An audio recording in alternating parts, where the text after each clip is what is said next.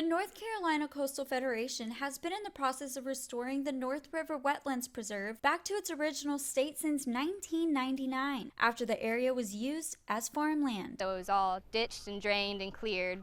And so what we're doing is essentially filling those ditches to hold the water back on the land, and then also creating wildlife habitat at the same time through some wetland cells and some mudflat habitat. Coastal specialist Bree Sharon says the Federation has gone through 11 stages of restoration and the final phases are officially underway. We're on the final 2,000 acres out of 6,000 acres, so already 4,000 acres over the last 16 years of active restoration work. Most of that has been done further up the watershed, closer to North River.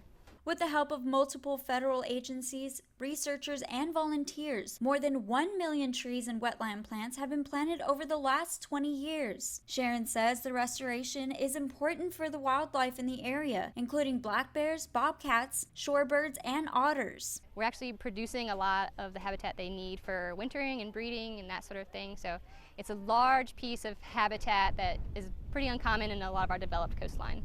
Todd Miller, the executive director of the Coastal Federation, says when the land was being farmed, it had a drainage system that allowed water to run off in about 2 hours, when in more natural conditions, it would take months. That's why it's important to restore the ditches and allow water to stay on the land, infiltrate, and not reach the waterways. This land is really the kidneys for our coastal waters. It regulates the flow of runoff and keeps the salinity in our estuaries more stable, keeps the bacteria and other pollutants out. We try and actually divert some of the runoff from adjacent farmland onto our property for filtering also. So there's a lot of different habitat that's been created, like salt marsh, forested wetland, tidal creek, that sort of thing. The Coastal Federation expects the final phases of restoration to be completed by fall of this year. Hopefully we'll be done and there won't be any hurricanes, and we'll be able to show it off at the very end again in October. In Beaufort, Isabel Albritton, 9 on your side.